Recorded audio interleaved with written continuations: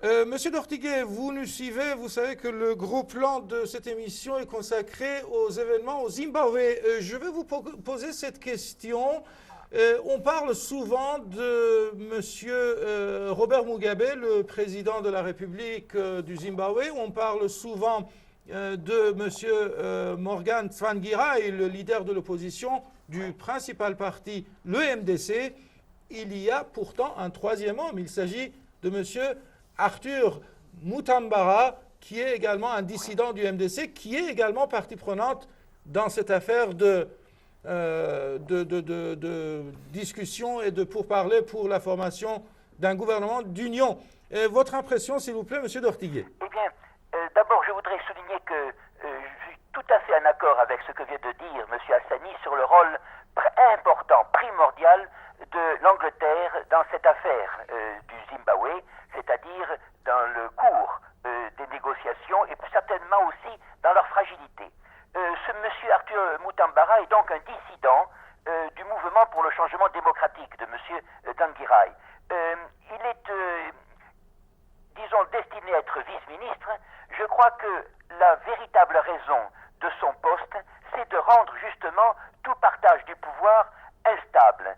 C'est le cas des combinaisons ministérielles que nous connaissons dans nos démocraties, et c'est, je veux dire, projeté sur la scène africaine, car cet accord qui a été salué à juste titre comme une sorte de victoire politique, bien sûr, par l'Union africaine, en réalité reste fragile. Et monsieur le porte-parole du ministère des Affaires étrangères d'Afrique du Sud, Ronnie Mamboepa, a déclaré ceci, il faut le savoir, que nous restons très conscients que cette étape historique ne constitue, il emploie une expression un peu comique, que la fin d'un début, c'est-à-dire, disons en un mot, quelque chose de provisoire.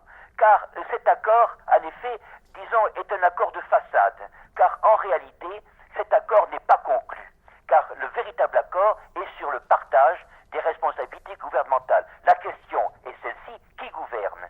Or, ne gouverne un pays que celui qui dispose des forces armées, de la défense, des finances. Le propre des Occidentaux, entendons non pas nous autres pays occidentaux, mais des milieux britanniques, financiers et américains qui sont derrière cette affaire, et derrière aussi les troubles actuels d'Afrique du Sud, avec la démission de M. Beki, qui a été un négociateur important dans cette affaire-là, car la chute de M. Beki, c'est également un coup porté aux accords du Zimbabwe.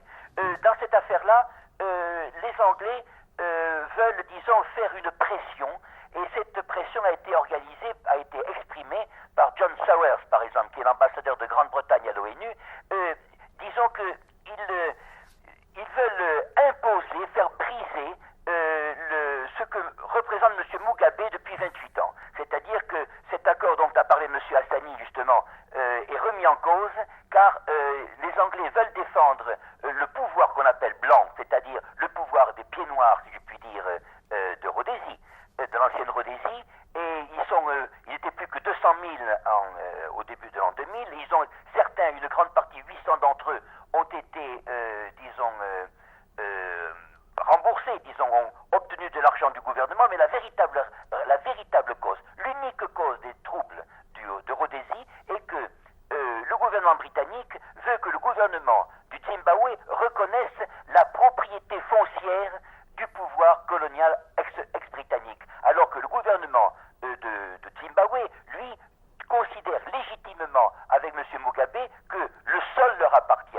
Et je crois que c'est cette question de possession du sol qui, justement, l'enjeu de cette bataille, car il s'agit d'une bataille, vous voyez, et je dois dire qu'il ne faudrait pas crier victoire avant justement d'avoir mesuré l'ampleur de la pression britannique, de la pression américaine, qui s'exerce aussi en même temps sur l'Afrique du Sud, et ceci paradoxalement par l'intermédiaire des mouvements de gauche extrémistes, j'entends, et du Parti communiste, derrière M. Zumba. Je dois dire que, pour conclure rapidement, dans cette journée qui est dédiée donc à l'imam Ali, je dirais qu'on disait autrefois chez nous, dans la chrétienté, justement, que le pauvre est fait pour le riche. Et il semble que dans ces partis nouveaux en Afrique du Sud, il semble que les pauvres sont là pour convertir et former de nouveaux riches. Voyez-vous, il faut chercher en tout la justice, et dans cette affaire-là, il y a eu un accord, mais il n'y a pas encore la justice. Car la justice doit s'appuyer sur la force. Et la force, là, évidemment, est encore entre les mains de ceux qui font pression sur le Zimbabwe.